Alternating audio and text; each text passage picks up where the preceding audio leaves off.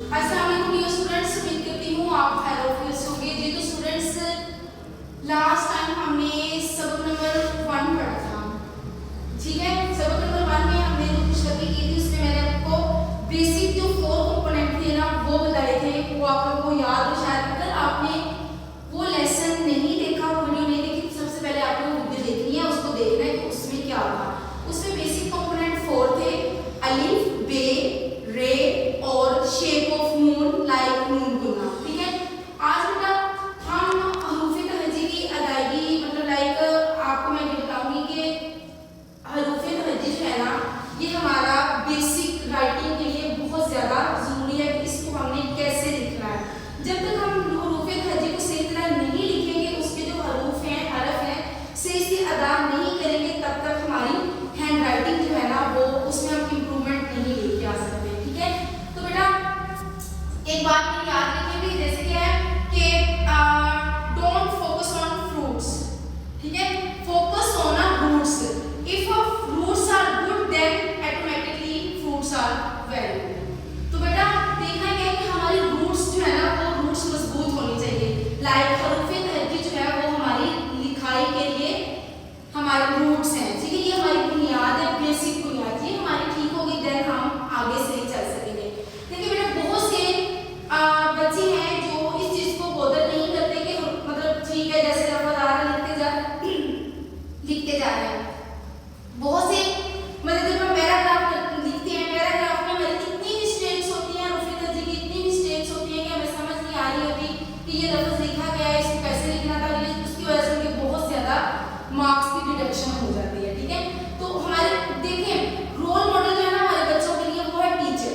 Teacher हमारे बच्चों के लिए रोल मॉडल है। अब जैसे हमारे टीचर है, टीचर लिखेंगे, हमारे बच्चों ने उसको ही पिक करना है। तो टीचर्स को भी चाहिए कि वो इस तरह की वीडियोस देखते रहें और देख के मतलब कि ये लफ्ज कैसे लिखा गया, इसको हमने बच्चों के आगे कैसे कन्वे करना है, ठीक है। जैसे हम लिखेंगे कि हम तो उनके रोल मॉडल है, जैसे हम उनको लिख के दिखाएंगे बच्चों ने वैसे ही लिखना है, ठीक है। तो बेटा हम अपना जो है ना लेसन स्टार्ट करते हैं। सबसे पहले हम लिखेंगे अलिफ। अलिफ जो होता है ना वो 2 लाइंस के दरमियान में होता है और अलिफ को बिल्कुल स्ट्रेट लिखते हैं। ये मैंने आपको लास्ट वीडियो में भी बताया था। अगर हम अलिफ सीधा लिखेंगे तो हमारी हैंड राइटिंग बिल्कुल सीधी लगेगी। अगर टेढ़ी लिखेंगे, टेढ़ा लिखेंगे तो हमारी हैंड राइटिंग की जो सही अदायगी है ना वो सही नजर नहीं आएगी, ठीक है। अब देखिए हमारे पास है बे। बे मैंने आपको लास्ट वीडियो में बिल्कुल सही लिख के दिखाई थी कि बे कैसे लिखते हैं, उसको मैंने बताया इतना सारा कि बे किस तरह लिखते हैं कि मतलब उसके दोनों जो बॉर्डर है वो लहरा रहे होते हैं और जस्ट जो लाइन पे उसका जो ये सेंटर वाला पार्ट है ना वो लाइन को टच कर रहा होता है, ठीक हो गया। तो इसका हम बे ही लिखूं, बे, पे, ते, टे से ये सारे नहीं मैं लिखूंगी क्योंकि ये बे की फैमिली है से तक, ठीक है। ये सारे लफ्ज जो है, सारे हरूफ जो है ना वो सेम होते हैं, ठीक हो गया। अब पता चल गया आपको बे हमने कैसे लिखा है। अब देखिए अब है हमारे पास जीम। जीम बच्चे क्या करते हैं, जीम लिखते हैं ऐसे। इसको मतलब ये इसका जो दंदाना ये जो भी है निकाल देते हैं, ये बेटा ये गलत है। जीम जो है ये देखिए पहले हम काउंटिंग का लिखेंगे 7, ओके। फिर उसके साथ क्या करेंगे शेप ऑफ मून, ये है हमारी जीम। तो आप बेटा क्या करते हैं, आप लोग करते हैं ये मतलब ये वाला इसको भी खोल देते हैं और इसको मतलब ये मैंने सही फिर भी लिखी है लेकिन आपकी जीम बहुत ज्यादा गलत होती है। इस तरह लंबी करके लिखते हैं तो ये बेटा मेथड गलत है। जब हम इसको किसी लफ्ज में यूज करेंगे इस तरह लिखेंगे तो हमारा लफ्ज ऑटोमेटिकली गलत होगा, ठीक है। अब ये देखिए इसका भी जीम का खानदान है खे का, वो मैं नहीं लिखूंगी, मैंने आपको समझा दिया है कि जीम कैसे लिखते हैं। जी तो बेटा उम्मीद करती हूँ आपको समझ आ गई होगी कि ये जो जीम है उसकी अदायगी हमने कैसे करनी है। कि पहले हमने क्या करना है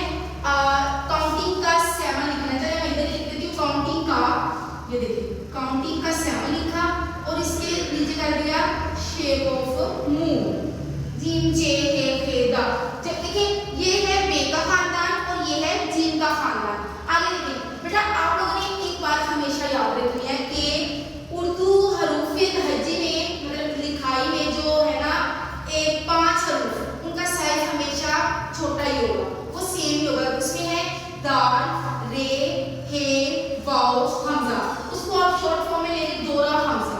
ठीक है, कैसे दोरा, ये देखिए दाल, वाओ, रे, हे, हमजा, ये क्या है दोरा हमजा। ये इनका साइज हमेशा सेम ही होगा। ठीक है, तो बेटा इसका लिखने का तरीका मैं आपको बताती हूँ। लिखने का तरीका ये देखिए दाल, दाल को आपने ऐसे लिखना है, थोड़ा सा आगे थोड़ा सा इसको बोल कर दिया, फिर नीचे से उसे तिरछे साइज की तरह खींच दिया दाल। ठीक है, दाल को समझ आ गया। तो आप लोग दाल कैसे लिखते हैं? आप लोग दाल ऐसे लिखते हैं, ऐसे। तो ये मेरा बेटा ये दाल हमारी टोटली गलत। ठीक है, ये दाल आगे दाल दाल, ये देखिए दाल दाल जाल, समझ। ये देखिए इसका साइज सबका सेम ही है। ठीक है, आगे देखिए लास्ट में मैंने आपको रे का बड़ा अच्छे तरीके से बताया था कि रे को कैसे लिखते हैं। ठीक है, रे कैसे लिखते हैं, देखिए ऐसे तिरछा, थोड़ा सा ऊपर से लाइन की तरह अलिफ की तरह, फिर नीचे रे की तरह उसको थोड़ा सा तिरछा खींच देना, क्या बन गया रे, अड़े। ठीक है, ये मैं सारे नहीं लिखूंगी, मैंने आपको बता दिया कि सारे सेम है, लेकिन इनका उनके सिर्फ डॉट्स की चेंजिंग है। ठीक हो गया। आगे है हमारे पास दाल दाल जा। अब हम देखिए बेटा, अब हम लिखेंगे सीन।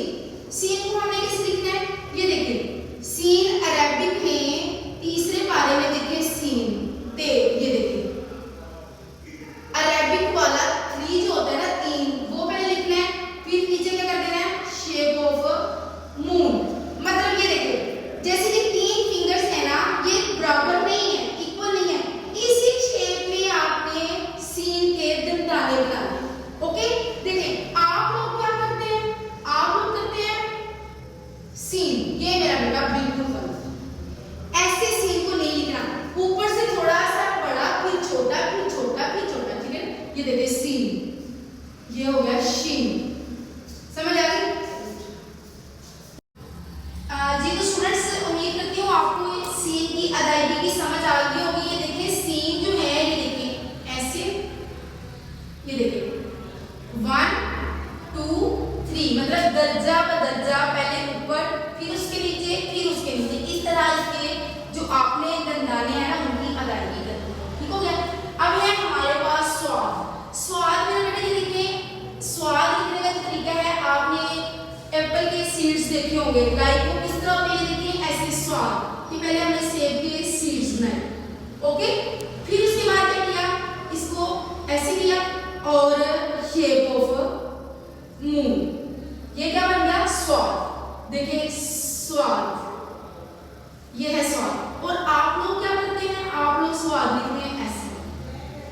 अक्सर टीचर का भी इसी तरह स्वाद लिखा होता है। तो बेटा ये स्वाद गोल जो है ना, गोल की अदायगी हमने नहीं करनी। जैसे एक सेब के बीज होते हैं ना, उसके साइज का थोड़ा सा बिल्कुल उसी तरह का हमें इसका ये